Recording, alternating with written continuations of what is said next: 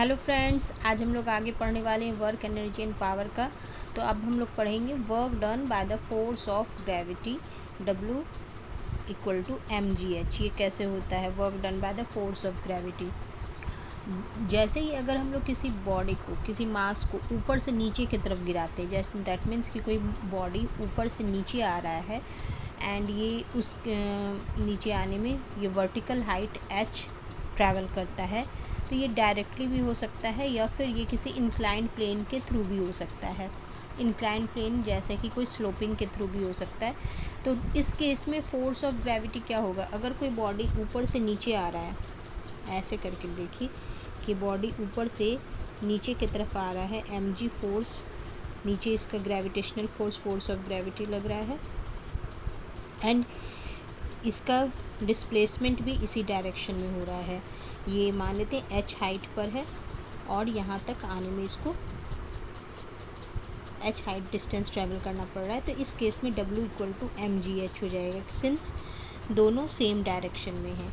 But कभी कोई object को हम लोग नीचे से अगर ऊपर की तरफ ले फेंकते हैं या ऊपर की तरफ ले जाते हैं और इस दौरान ये मान लेते हैं h हाइट डिस्टेंस ट्रैवल कर रहा है ये बॉडी, तो इस केस में फोर्स क्या है, फोर्स तो नीचे की तरफ एक्ट कर रहा है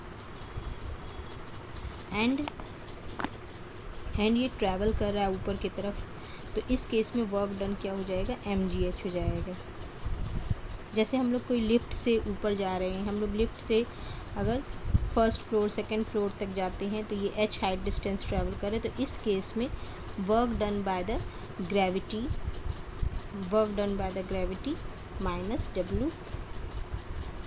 W equal to minus mgh होगा। तो यहाँ तक हम लोगों का फिनिश है।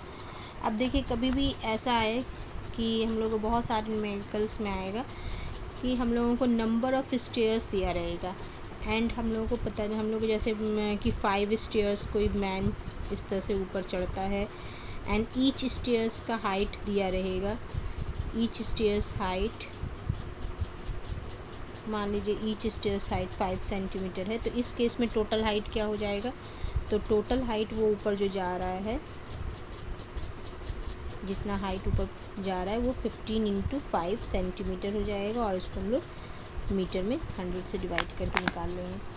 तो यहाँ तक हम लोगों का हो गया। इसके बाद हम लोग को पढ़ना है, इसका यूनिट पढ़ना है। तो ये तो हम लोग जानते हैं वर्क का यूनिट क्या होता है, force into distance equal to newton metre हो जाएगा, जिसको हम लोग जूल भी जानते हैं। और इसके बहुत सारे जो होता है और भी यूनिट है, जैसे अर्ग है। इसके अलावा एक और ये है अर्ग है, न्यूटन मीटर और जूल है। अब joule 1 joule equal to 10 to the power 5 dyne होता है एंड अगर हम लोग इसको CGS में करें तो डाइन एंड मीटर को अगर सेंटीमीटर में करेंगे तो 100 सेंटीमीटर हो जाएगा। तो 10 टू द पावर 7 अर्ग होता है। तो अगर नहीं याद रहे 1 joule equal to 10 to the power 7 erg, तो हम लोग इससे निकाल के भी इसको, क्योंकि MCQs वगैरह में ये क्वेश्चंस इस तरह के आते हैं, तो इसको बना सकते हैं। अब हम लोग आते हैं पावर पे। तो पावर क्या होता है, rate of work done, rate of doing work, कुछ भी कर सकते हैं हम लोग। पावर इक्वल टू होता है वर्क डन का rate, work done by time. जितना भी वर्क डन हो रहा है अगर उसको हम लोग टाइम से डिवाइड कर दें तो वो पावर कहलाएगा। एंड पावर का क्या होता है, W बाई टी को हम लोग वाट पर यूनिट टाइम को हम लोग ये work done per unit time का यूनिट वाट होता है, सिंस जूल पर सेकेंड, जिसको हम लोग जूल पर सेकेंड भी कहते हैं। तो ये हो गया पावर। अब पावर क्या है, पावर दो फैक्टर पे डिपेंड कर रहा है, वर्क डन एंड टाइम पे। अगर कोई दो मशीन है या दो पर्सन मान लेते हैं, दोनों सेम वर्क डन करते हैं, लेकिन अगर कोई कम टाइम में वर्क डन कर रहा है तब हम लोग कहते हैं क्या, उसका पावर ज़्यादा है। तो उस मतलब जितना टाइम लेस होगा पावर उतना ज़्यादा होगा। फॉर एग्ज़ाम्पल 2 कूली हैं, अगर एक कूली सेम लोड को 1 मिनट में उठा करके रूफ तक रखता है एंड दूसरा 2 मिनट में लेता है, तो हम लोग कह सकते हैं कि फर्स्ट पुली का पावर डबल है सेकंड पुली से। ठीक है, तो ये हो गया। और हम लोग एक और पावर का देखिए इस तरह से भी निकाल सकते हैं। पावर इक्वल टू होता है, तो जानते हैं वर्क डन को हम लोग F into S by T भी लिख सकते हैं। वर्क डन का F इंटू एस लिख दिए। अब S बाई टी हम लोग क्या जानते हैं, डिस्प्लेसमेंट बाय टाइम क्या होता है, वेलोसिटी, तो F इंटू वी। तो पावर को हम लोग फोर्स इंटू वेलोसिटी, इस फॉर्मूला को भी लर्न रखना है क्योंकि बहुत सारे ऐसे फार्मूला आएंगे। और यहाँ वेलोसिटी हम लोग को याद रखना है कि एवरेज वेलोसिटी लेना है हम लोग को, एवरेज स्पीड, वेलोसिटी नहीं, एवरेज स्पीड लेना है। ठीक है, अब पावर का यूनिट तो हम लोगों ने बता दिया, जूल पर सेकंड होता है, वॉट भी होता है, इसके अलावा और जो है ये होता है मेगावाट होता है, किलोवाट होता है, हॉर्स पावर भी एक होता है। ये हॉर्स पावर याद रखना है क्योंकि ये ऑब्जेक्टिव्स में आ सकता है। 746 वाट को 1 हॉर्स पावर कहा जाता है। ठीक है, अब हम लोग को पढ़ना है एनर्जी। एनर्जी क्या होता है, तो जो कोई भी हम लोग काम करते हैं तो उस काम को करने के लिए हम लोग को क्या होता है, कुछ एनर्जी चाहिए होता है ना। एनर्जी जो होता है, अगर हम लोगों के पास ज़्यादा एनर्जी होता है तो हम लोग ज़्यादा काम को बेटर कर सकते हैं। दैट मीन्स एनर्जी एक तरह का क्या है, वर्क डन का, एक वर्क डन का मेज़रमेंट है। तो अगर एनर्जी ज़्यादा होगा तो वर्क डन भी ज़्यादा होगा। When a boy does work, अगर कोई आदमी काम कर रहा है या बॉडी कोई वर्क करता है तो उसका एनर्जी क्या होगा, धीरे धीरे घटता है। While if work is done on a body, अगर कोई बॉडी के ऊपर कोई काम किया जाता है, दैट मीन्स कोई बॉडी कोई अनदर बॉडी उस बॉडी पे वर्क कर रही है तो इससे उसका एनर्जी इंक्रीज़ होता है। तो वैन एवर, इसका मतलब क्या है कि कोई भी वर्क हो रहा है तो इसमें कहीं ना कहीं एनर्जी का ट्रांसफ़र हो रहा है, इसलिए एनर्जी को क्या कहा जाता है, कैपेसिटी ऑफ डूइंग वर्क। तो एनर्जी एंड वर्क इन दोनों का इसलिए यूनिट भी सेम है। और एनर्जी, पावर एंड एनर्जी ये दोनों स्केलर क्वांटिटीज़ हैं। अब देखिए इसमें हम लोग को एनर्जी का यूनिट के बारे में कुछ पढ़ना है। एनर्जी का यूनिट अभी जैसे बताया, वर्क और एनर्जी का यूनिट सेम होता है, जूल होता है। एंड जो होता है इसके अलावा वॉट आवर भी होता है, किलोवाट आवर जो हम लोग इलेक्ट्रिक एनर्जी में पढ़ेंगे, इलेक्ट्रिसिटी के केस में। वाट आवर और किलोवाट आवर तो बता दी, किलोवाट आवर मतलब 1 किलोवाट पावर इन 1 सेकेंड में अगर यूज़ हो रहा है, 1 kilowatt hour energy is spent by source in 1 hour is called 1 kilowatt hour. और इसको याद रखना है 3.6 इंटू 10⁻6 जूल। और ये काफ़ी इम्पॉर्टेंट है, इलेक्ट्रिसिटी वाले चैप्टर में भी हम लोगों को यूज़ आएगा। इसके अलावा एक और होता है जिसको कैलोरी बोलते हैं। Calorie 1 joule equal to 1 joule equal to 0.24 calorie, या फिर 1 कैलोरी इक्वल टू 4.18 जूल। ये दोनों लर्न रखना है क्योंकि जूल को कैलोरी में भी कन्वर्ट करने के लिए बहुत टाइम्स आता है। और 1 इलेक्ट्रॉन वोल्ट भी एक इसका एनर्जी होता है, एनर्जी का ये यूनिट होता है। 1 electron volt equal to 1.6 into 10⁻⁻90 joule. ये याद रखना है। अब हम लोग इसका 1-2 सम्स देखेंगे। इसका ये न्यूमेरिकल नंबर 1 देखिए, इसमें क्या है, when body a body when acted upon by force 10 kgf gets displaced by 0.5 metre. इसमें हम लोगों को फोर्स दिया है kgf में एंड डिस्प्लेसमेंट दिया है 0.5 मीटर। वर्क डन निकालना है। अगर डिस्प्लेसमेंट क्या हो, in the direction of force, यानी फोर्स और डिस्प्लेसमेंट सेम डायरेक्शन में हो। दूसरा है 60 डिग्री के डायरेक्शन में है displacement with the force, and तीसरा है नॉर्मल टू द फोर्स हो। तो सबसे पहले हम लोग नोट कर लेते हैं हम लोग को क्या क्या गिवन है। हम लोग को गिवन है फोर्स इक्वल टू 10 kgf दिया है। इसको अगर हम लोग kgf को न्यूटन में चेंज करेंगे तो g से मल्टीप्लाई कर देंगे, g का वैल्यू 10 दिया है तो 100 न्यूटन हो गया। एंड अब हम लोगों को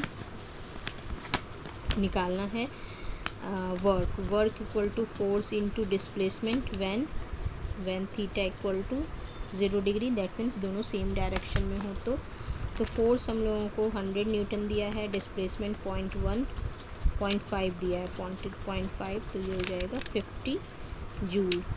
ओके, अब दूसरे केस में, ये फर्स्ट केस में दिया था दोनों सेम डायरेक्शन में, सेकंड केस में अगर गिवन है कि इसमें एंगल बिटवीन दैम तो 60 डिग्री दिया है, तो ये W इक्वल टू हो जाएगा FS cos theta.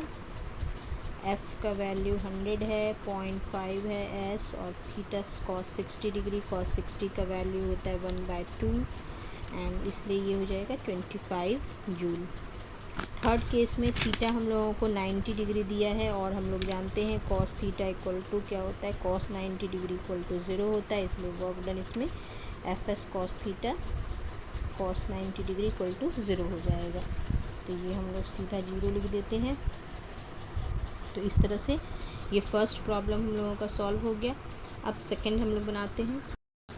Second question में दिया हुआ है a boy of mass 40 kg climbs up the stairs and reach the roof at the height of इतना इन इतना सेकेंड। तो force of gravity acting on the body, तो force of gravity acting on the body हम लोग को निकालना है। Mass given है 40 kg बॉय का, एंड हाइट h दिया है 8 मीटर, टाइम दिया है 5 सेकेंड। ये तो बिल्कुल फार्मूला बेस्ड क्वेश्चन है। फोर्स ऑफ ग्रेविटी का निकालना है। फोर्स ऑफ ग्रेविटी हम लोग जानते हैं mg होता है, mg से निकाल देंगे। उसके बाद work done against by him against the force of gravity, वो फोर्स ऑफ ग्रेविटी के अगेंस्ट अगर कोई बॉय ऊपर की तरफ जा रहा है, फोर्स ऑफ ग्रेविटी के अगेंस्ट वर्क कर रहा है, तो इस केस में फोर्स इनटू डिस्प्लेसमेंट mgh ले लेंगे। और थर्ड है पावर स्पेंड, तो पावर इक्वल टू mgh/t हो जाएगा, W/t तो निकल जाएगा। थर्ड नंबर हम लोग बनाएंगे a man spend 6.4 kg in displacing a body by इतना metre in the direction when he applied।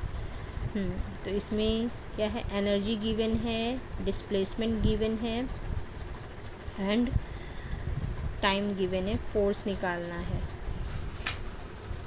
इतना एनर्जी वो स्पेंड कर रहा है, किलो जूल में है। डिस्प्लेसमेंट हम लोग को दिया है, डिस्प्लेसमेंट को S से लिखते हैं, S equal to 64 metre, and time दिया है 2.5 सेकेंड, एंड हम लोग को निकालना क्या है, फोर्स निकालना है। तो एनर्जी क्या होता है हम लोग जानते हैं, कैपेसिटी ऑफ डूइंग वर्क। तो यहाँ वर्क एनर्जी जितना भी है वो वर्क में कन्वर्ट हो जाएगा, तो वर्क हो गया 46,400 जूल। 1000 से मल्टीप्लाई कर देंगे तो 6400 जूल हो जाएगा। यहाँ पर हम लोग को निकालना है फोर्स, कहाँ गया, फोर्स अप्लाइड। फोर्स क्या होता है, तो फोर्स इक्वल टू हम लोग जानते हैं वर्क डन बाय डिस्प्लेसमेंट हो जाएगा, क्योंकि डिस्प्लेसमेंट इनटू फोर्स होता है 6400, एंड डिस्प्लेसमेंट है 64, तो 100 न्यूटन हो गया। एंड हम लोग को पावर निकालना है, तो power equal to energy by time 2.5 second ले लिए। और इसको हम लोग अगर हॉर्स पावर में निकालना है तो इसको फिर हम लोग जानते हैं 1 वॉट इक्वल टू 746 होता है, इसलिए 746 से डिवाइड कर देंगे तो इसका निकलेगा 3.43 हॉर्स पावर। इसके बाद वाले क्वेश्चन में देखिए, इसके बाद वाले क्वेश्चन में है वेट लिफ्टर लोड इतना टू हाइट इतना and in 5 second. Weight lifter lift करते हैं किसी लोड को, लोड है कितना 200 kgf to a height of 2.5 metre. Weight lifter load है, लोड मतलब क्या हो गया यहाँ, और वेट मतलब फोर्स है 20 kgf, एंड हाइट कितना है 2.5 मीटर, टाइम है 5 सेकेंड। हम लोग को निकालना है वर्क डन निकालना है, तो work done equal to force into displacement, तो 200 इसको न्यूटन में बदलने के लिए जी से मल्टीप्लाई कर देंगे एंड डिस्प्लेसमेंट 2.5 मीटर है तो हो जाएगा 55,000 जूल। एंड पावर हो जाएगा 5,000 बाय 5 1000 वाट।